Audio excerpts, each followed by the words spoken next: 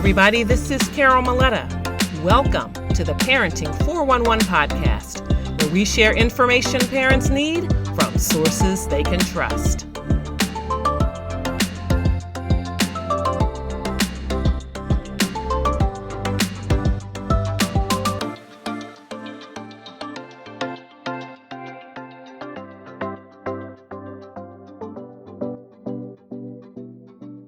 Today, we're taking a close look at the state of mental health for college students of color. College can be a challenging time for anyone, but students of color may face additional stressors and systemic barriers that can impact their mental health and well-being. Our guest today will share her insights on the unique challenges that college students of color are facing, as well as the strategies and resources that can help them navigate these challenges and thrive. Whether you're a student, a parent, an educator, or simply interested in learning more about mental health and wellness, this episode is for you. So get ready for an insightful conversation that will shed light on an important issue facing our communities today. Dr. Gina Duncan is an adult psychiatrist in private practice at Eastover Psychiatric Group in Charlotte, North Carolina. She earned her BS in chemistry from Hampton University, her MD from the University of North Carolina School of Medicine, and completed her general psychiatry internship and residency at Harvard's Massachusetts General Hospital, McLean Hospital Adult Psychiatric Residency Program. Dr. Duncan previously held academic and administrative appointments at the Medical College of Georgia at Augusta University, where she served as an assistant professor of psychiatry and as the associate dean for admissions. She regularly presents and provides consultation to various groups and organizations and has served in crucial roles such as the Southern Regional Trustee for the Black Psychiatrists of America and the lead mental health expert for the Steve Fund's Family Healing Together campaign. So welcome, Dr. Gina Duncan. Thank you, Carol. It's a pleasure to be with you. Yes. Now, you're the lead mental health expert for the Steve Fund. So I'd love to have you tell us about the Steve Fund and what you do there. Yeah, great. So the Steve Fund is a phenomenal organization. It is the nation's leading organization that is focused on the mental health and well-being of young people of color. And the mission of the Steve Fund is to promote mental health and emotional well-being of young people of color, specifically in these really critical transition periods from adolescence into higher education, then throughout their higher education experience as they transition into the workforce, so that they can really reach their highest level of success personally, academically, and in terms of their career. The Steve Fund works with colleges and universities, with corporate employers and nonprofits, researchers and mental health experts, and with families and young people, and provides different levels of programming. We've had a significant impact at different levels, but some of the key programmatic kind of assets or focuses right now are the HBCU initiative. So partnering with historically Black colleges and universities to provide mental health trainings and workshops and resources to students on campuses. There's a Girls and Young Women of Color initiative with different webinars and sessions and resources available. And then the Family Support Initiative that I am the lead mental health expert for.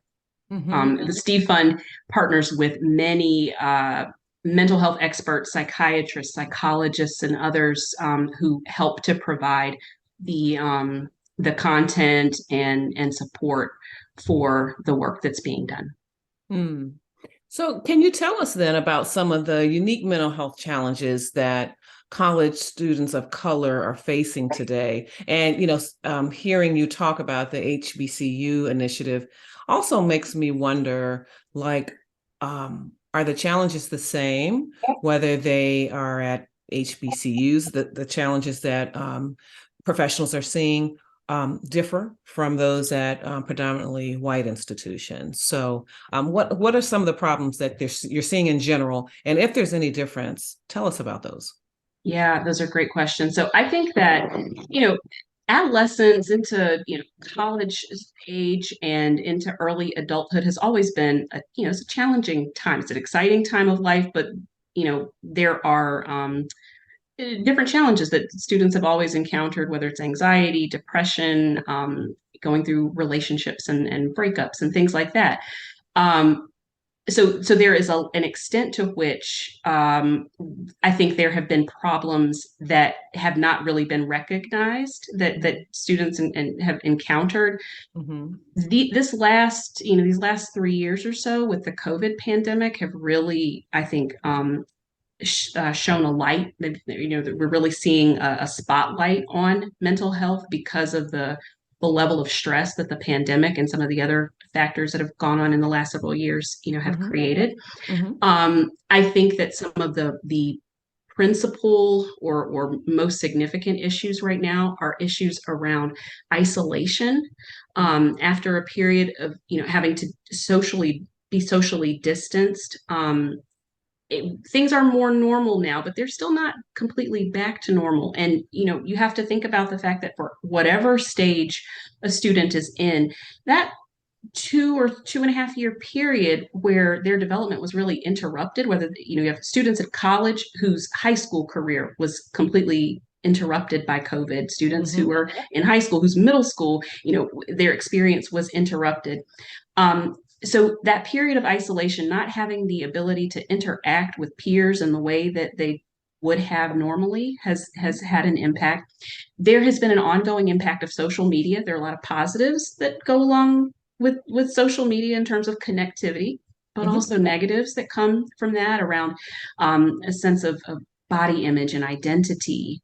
Mm-hmm. Um, Racism and the impact of I would say that this kind of racial pandemic that we're experiencing in terms of threats against people of color have been significant issues Mm-hmm. as well. So to your question about students who are at an HBCU versus at a predominantly white institution, I think Mm-hmm. there are some differences, but there also are some similarities. So I would say that from the standpoint of being able, the isolation that comes from being one of the only people of color in Mm-hmm. your institution, that adds another level of strain and stress and Mm-hmm. identity formation for students who are attending predominantly white institutions.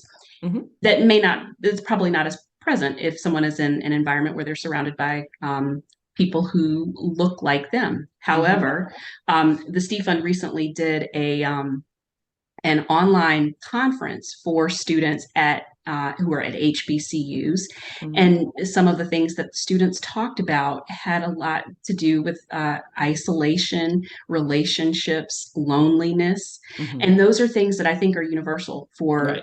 for our students, Mm-hmm. regardless of which institution they're at. Mm-hmm. Mm-hmm. We'll be right back after this.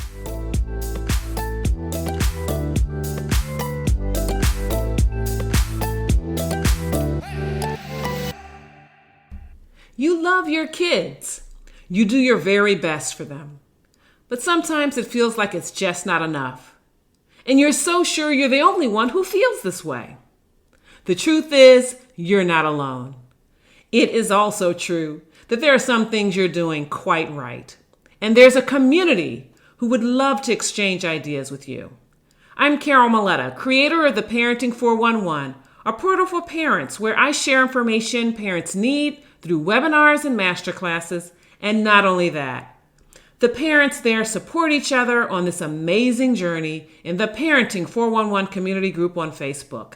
I can't wait to meet you in the community.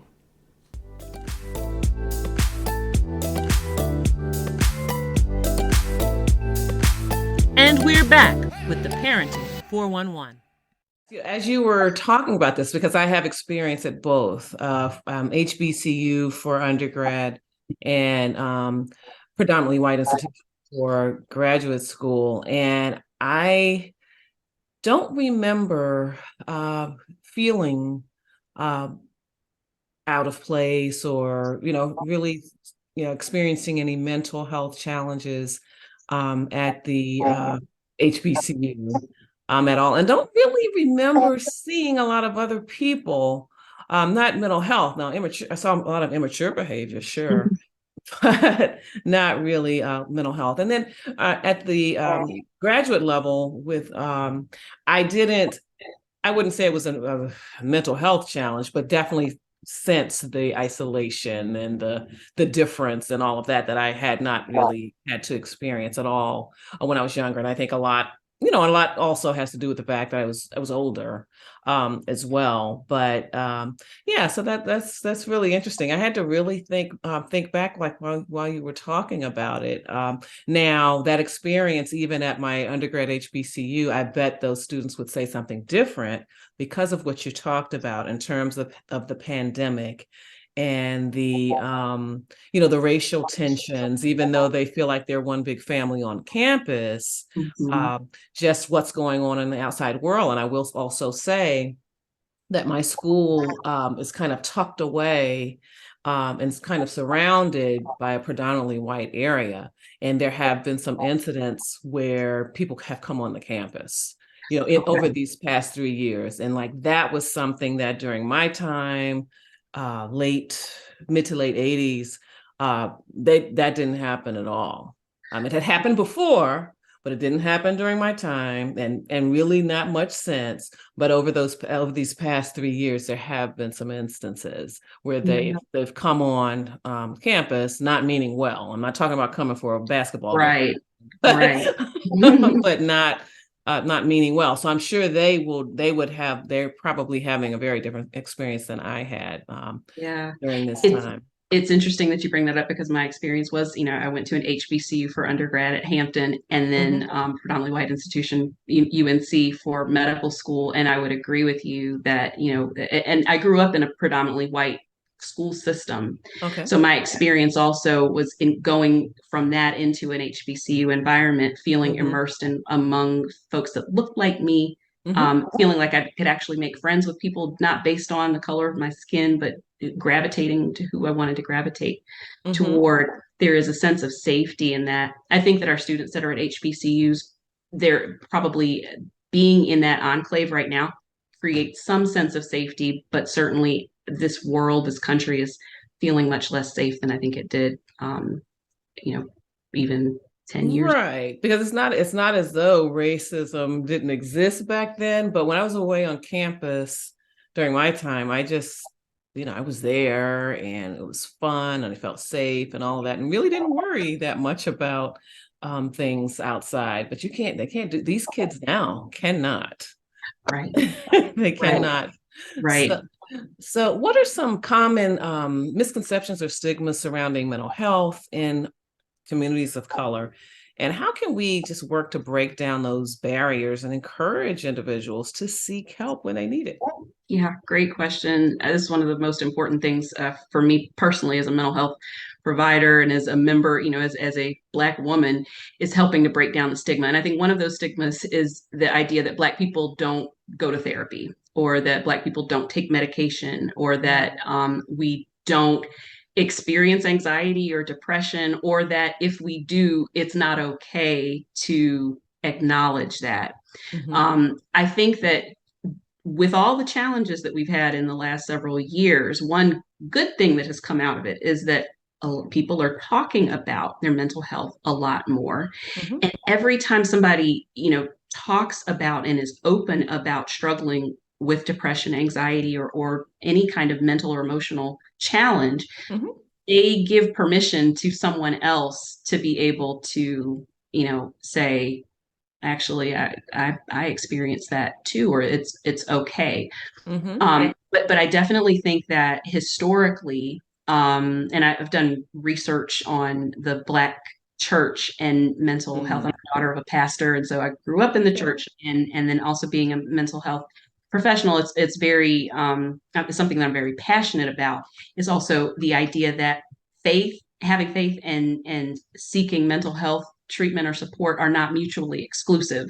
That Mm-hmm. doesn't have to be one or the other, that either you believe or or you don't, or that having anxiety or depression is an indication that you have a lack of Mm-hmm. faith.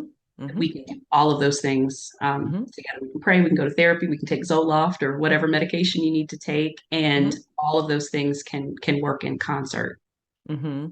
So, what are some signs that, first of all, the young people can look for in themselves that maybe I'm not okay? Yeah, these are good questions. And I think that it is particularly challenging right now because I think a lot of us are not okay. We've just come through a global pandemic, and there's a lot that's been going on. And if Mm-hmm. you are not affected by that, I think that I would be That's a more problem. concerned if you're yeah, if you're kind of you've come through this time and you don't think there's anything wrong. I would be more concerned about that. One of the things that I guess where we have to sort of think about and differentiate is like burnout, and stress, and where they fit on this continuum, so stress and burnout, anxiety, worry, depression, and other more significant mental health concerns. Um, and some of those symptoms can overlap. So, in terms of things to be aware of, just experiencing a loss of interest, just Mm-hmm. not feeling as engaged in or interested in things that you normally would be interested in. And our Mm-hmm. interests can change. So if you get tired of one hobby, I'm not talking about like getting bored with a hobby. I'm talking about like friends or family are coming to visit, or something that you would normally get excited about is just not having that. A Mm-hmm. desire to withdraw, to kind of spend more time alone, Mm-hmm. um, which again, we've just come through a period of social distancing, and so and we had to kind of be isolated, but Mm-hmm. you know, a tendency or a desire to withdraw, feeling anxious and worried to the extent that it is impacting functioning. So, you know, staying at home because of a fear of leaving the house because Mm-hmm. of COVID, or even, the police violence or other things like that, but to a point that it's really impairing functioning, Mm-hmm. feeling, having panic attacks, those really intense anxiety symptoms that may even have physical symptoms like your heart racing and feeling short of breath, Mm-hmm. um, feelings of significant sadness or hopelessness. And it can be challenging right now because there is so much going on and so much in the world that I would say is, so concerning, that a sense of hopelessness can Mm-hmm. also exist. So determining whether it's stress, burnout, anxiety, or just a normal response to Mm-hmm. what's going on versus a more significant condition has to do with how long it's been going on, how much it's affecting you, Mm-hmm. and if there's an impairment that's being caused by it. Okay. And then I would ask, in terms of parents who are observing their children, what are some signs that they should look for in terms of their children's behavior and their communication with them, for example? Yeah, I would say anything that's a significant departure from how their child has behaved previously. And that can be Mm-hmm. challenging because we're talking about developmental stages, that it is normal for a teenager or a young adult to start to withdraw some and to, start to create their own individual identity and so on. But parents, I think, as parents, and I'm a parent of a 16-year-old and a 12-year-old, you can sense when something is just not quite right with your Mm-hmm. child, that something seems a little bit off. If you sense that, trust your instinct, and don't pull away. Even if your child is trying to pull away, lean into that and try to have conversation. But so signs of withdrawal, Mm-hmm. um, of limited interaction, not just with you as their parent, but with friends and socially. Mm-hmm. Irritability can also be a sign, a symptom of anxiety, of Mm-hmm. depression. Mm-hmm. Any comments that they are making that may indicate a sense of hopelessness, Mm-hmm. um, and anything that would indicate, a substance problem, or those would be some of the chief signs that I would say looking for. So withdrawal, irritability, and just that own gut sense that you get as a parent that something is off. Mm-hmm.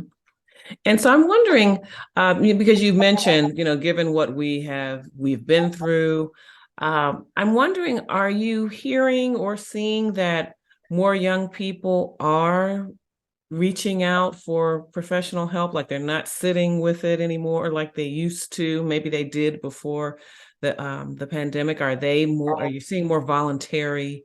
Um, I would say yes. And again, I think that that is a positive that has come out of the pandemic.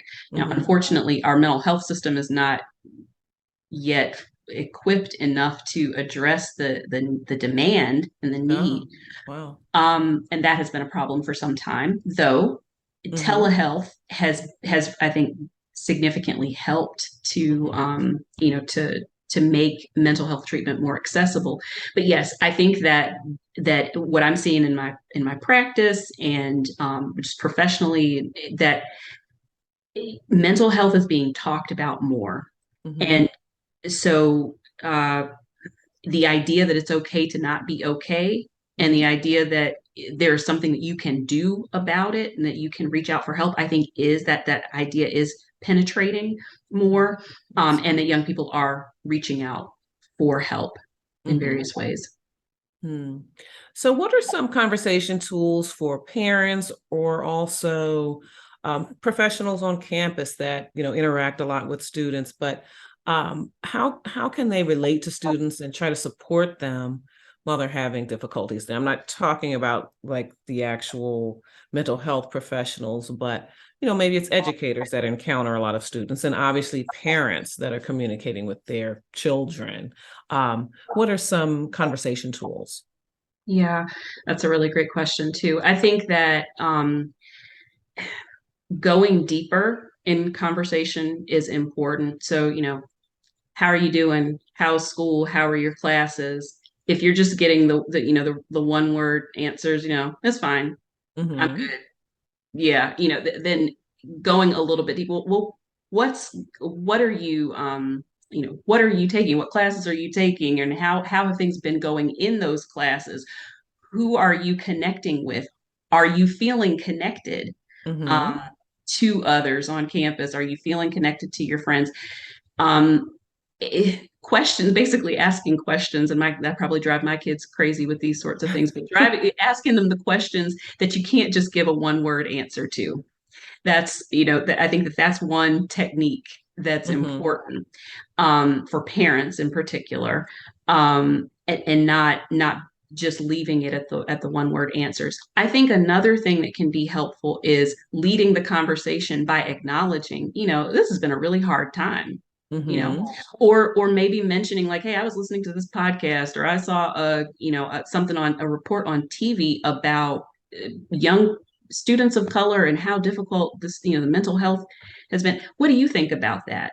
Mm-hmm. If you feel like it would be too uncomfortable to Mm-hmm. ask them, Mm-hmm. how are you feeling? Mm-hmm. You know, are you seeing that with your friends? Have you had friends that are, are you seeing this on campus? Friends or people that are struggling with anxiety or depression? I'm just wondering, what your thoughts are about that.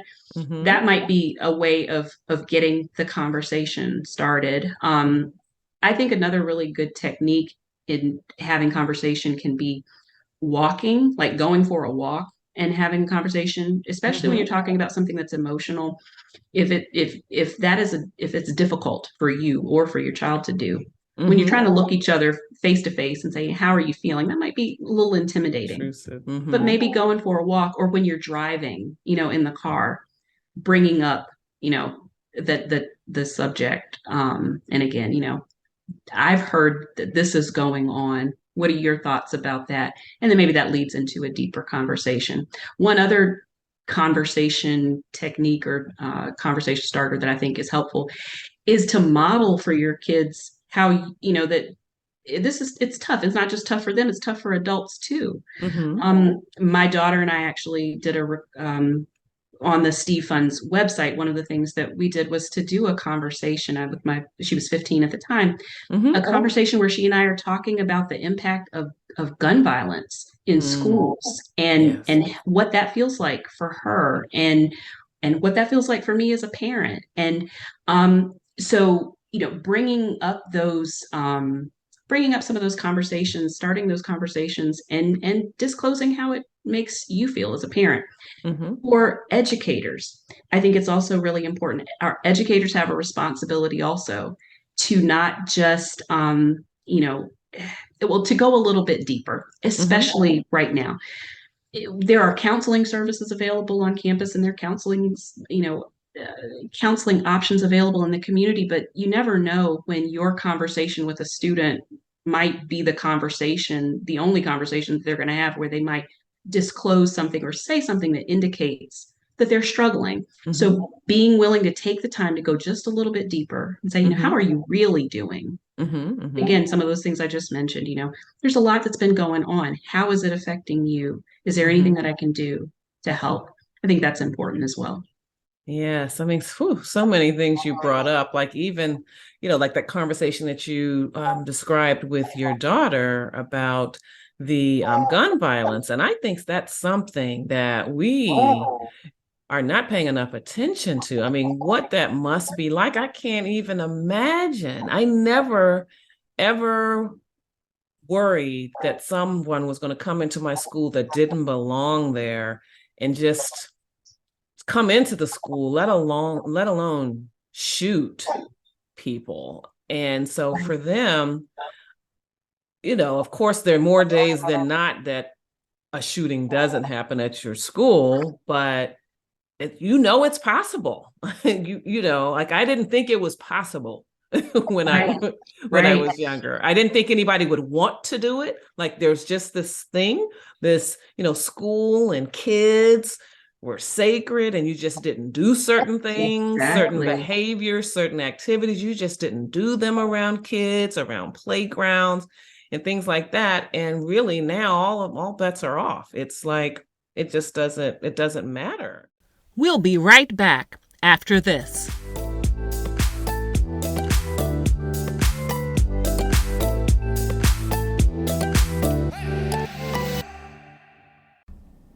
As the saying goes, mother's work is never done, except when it really is. I'm talking about my new book, Mother's Work: Pearls of Wisdom and Gems from My Journey. I share my transformation from an outmanned, overwhelmed mom of twin boys to a parenting strategist and consultant, and being honored as DC Mother of the Year by American Mothers Incorporated. In Mother's Work, I tell you about the 7 guideposts that kept me anchored as I weathered the peaks and valleys of motherhood. Grab your copy at carolmaletta.com/motherswork.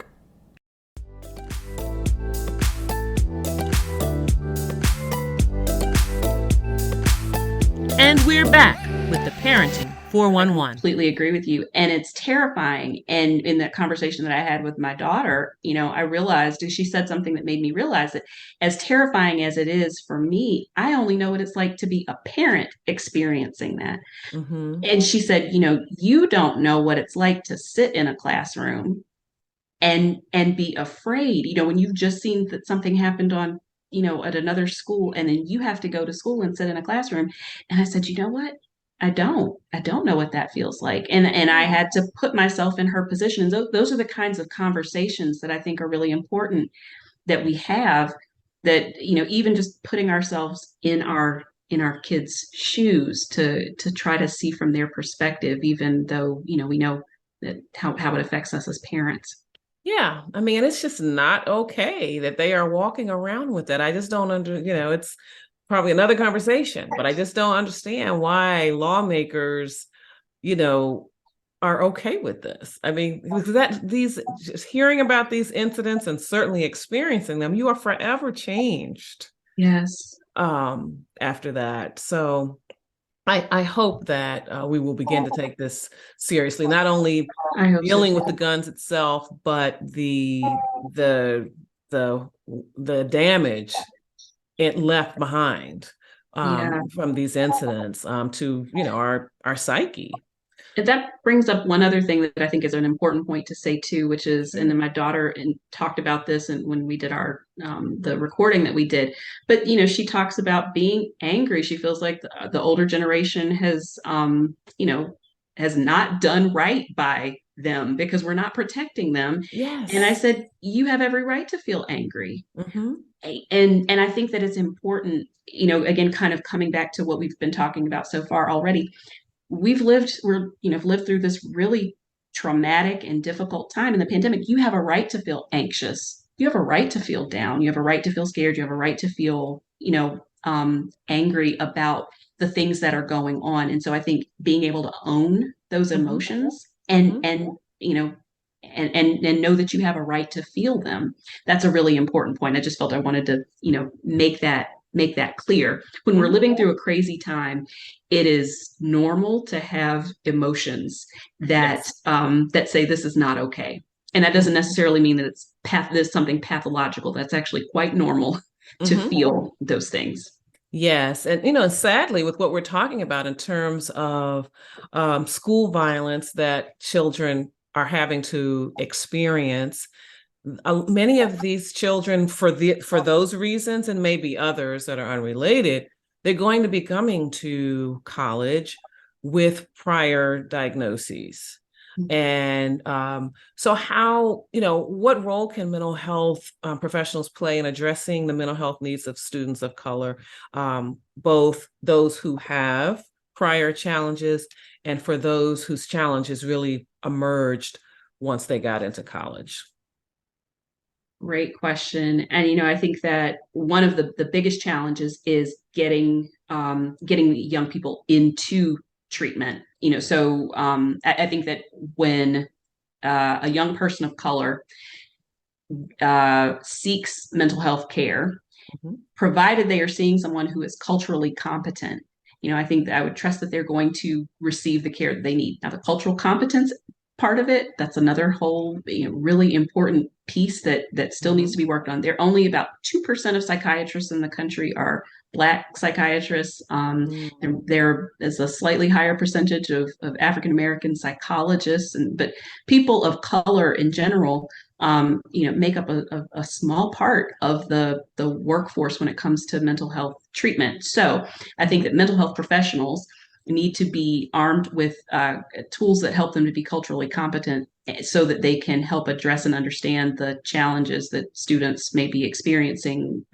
as a result of racism and the other things that have gone on specific to being a person of color during this time period. Mhm. For families and for students themselves who may perhaps developed a depression or an anxiety disorder or maybe bipolar disorder in the last several years and are now transitioning to college. It's really important, I think, to identify ahead of time and be proactive about getting connected with student health or with Mhm. a Mhm. therapist or psychiatrist in the community to have a support and to really use that as one of your criteria for looking for your university. Do you have does it have the athletics that you want? Does it have the major that you want? Does it also have the mental health support that you Mhm. want? And that includes like the actual mental health resources, but also the campus environment that's going to Sure. help support you in terms of your mental health, medication management, therapy. All of those things are really important for someone who already is going into college with a mental health diagnosis. So being Mhm. proactive, Mhm. and then for those who begin to experience symptoms once they're on campus, knowing what resources are available to them and being proactive and reaching out. Mhm. And so, how can colleges and universities better support the mental health needs of students of color? And then, honestly, I think that there ought to be things, and you would probably have better ideas about, but in general, just getting a good read on all the kids. I mean, all of the students there, and how they can do that, um, just as a matter of course, and then particularly the unique needs of students of color. Yeah, that's an excellent question. I'm actually currently working on another project with the Steve Fund related to parenting students of color who are at community colleges and some of Mhm. their unique needs. And so some of the research and literature that has gone into that project has has kind of been eye-opening in terms of the experiences of students of color on those campuses, but also some of the resources that campuses have made available that have been really helpful to their students. So, for example, again, anything that helps to normalize the experience of experiencing, having a mental health challenge, anxiety, depression, and so on. And that can look like putting up flyers in the restrooms that have information about the Student Counseling Center, or information about, mental health hotlines, that just acknowledge that it is difficult, it's challenging.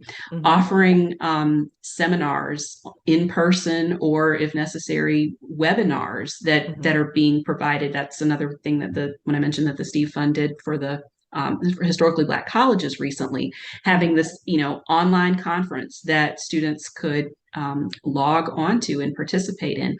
Those are the types of resources that campuses could make available to their students that could help them to know that they're not alone. And then, of course, having student health services. And if the campus does not have the capacity to offer that on their campus as a part of their student health center, having connections with providers in the community where the college is located, who are available as resources. And then I think one other piece is having your peer leaders. Every campus has student leaders and who are involved in some way, incorporating mental health and mental health support for their peers as something that they offer. So again, that we're getting these conversations normalized. Now, what advice do you have for college students of color who could be struggling with mental health challenges, but like this is kind of the beginning, first time it's happening, and they just really don't know where to start to go for help? Yeah, great question. First of all, know that you are not alone. I think that's the most important thing. With anxiety, depression, and other mental health struggles, it can make you feel as though, I'm the only one that is experiencing this. Nobody's going to understand me. If I talk about this, people are going to look at me differently, or, I'm going to be, this is something to be ashamed of, because I should be stronger. I should be better able to manage this. As a psychiatrist, I've had the privilege of working with lots and lots and lots of people over the years. And I can tell you that you are not alone, and that this is these types of struggles are very common, particularly anxiety and depression. But if you are feeling like something is not right, or is just off, educating yourself and putting a name to it is really important. Mental Health America is a resource that I recommend when I'm giving talks in the community, because they have an excellent website. They have screening tools that you can use. And the screening tools actually are the diagnostic criteria that we use in mental health treatment to help determine if somebody's having an anxiety disorder, or depression, or bipolar disorder. So making use of looking at some of those questionnaires, filling that out for yourself, and seeing, what is this questionnaire saying based on my answers? And if you're seeing that this is indicating that I'm experiencing a lot of anxiety, reaching out for help. I would encourage that, any young person that's experiencing that, talk to a family member that they feel they can trust. And if not a family member, then a friend or someone else on their campus who could then help connect them with resources, with a therapist, or at least with their primary care doctor. And so it sounds like probably even starting with their health center, just their general health center on campus, that could be even a start, I guess. Yes.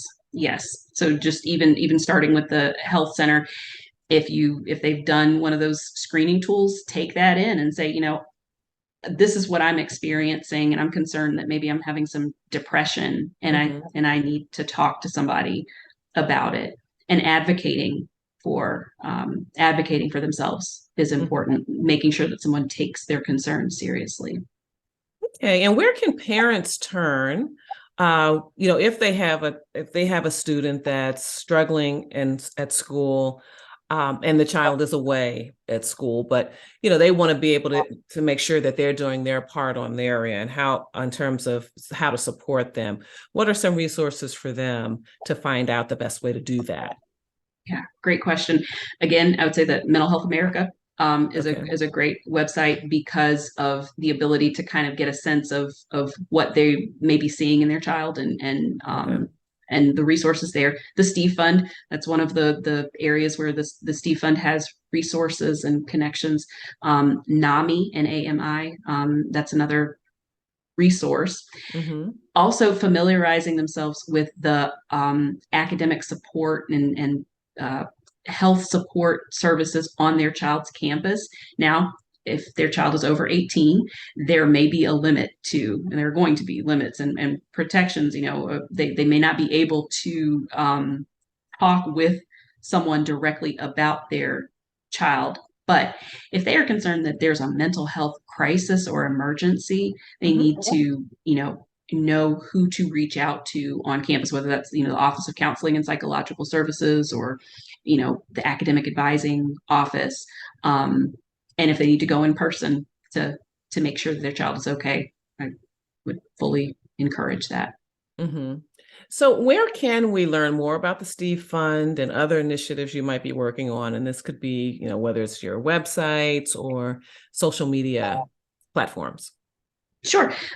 So the Steve Fund is stevefund.org, and the website has links. That there are also there's a YouTube channel and videos that for different webinars that the Steve Fund has done before. And so work that I've done with the Steve Fund has been part of that.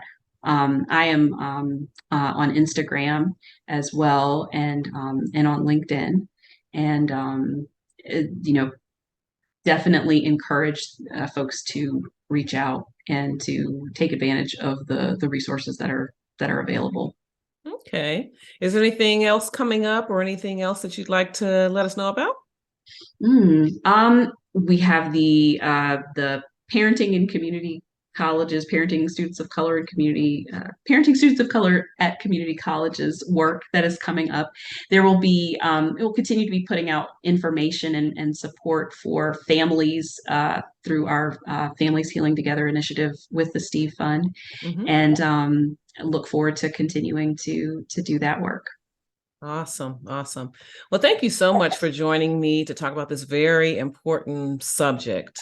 And I hope it's going to get more attention and more resources so that we can really pour into our young people. They really have been struggling and really struggling in silence largely, especially prior to these past 3 years. And I am glad that many more are speaking up and advocating for themselves. But we definitely want to support them. And thank you, as always, to our listeners. Thank you so much for joining us. Please like, share, and subscribe to this episode. Please share it with your friends because you just never know who might be inspired, who might recognize something from this conversation that might really apply to them and prompt them to seek the help that they need. And I want to remind everybody that we are offering a special all access pass to Parent and Purpose Summit 2023, the Family First edition. By popular demand, some people missed it back in February. So we have a special all access pass.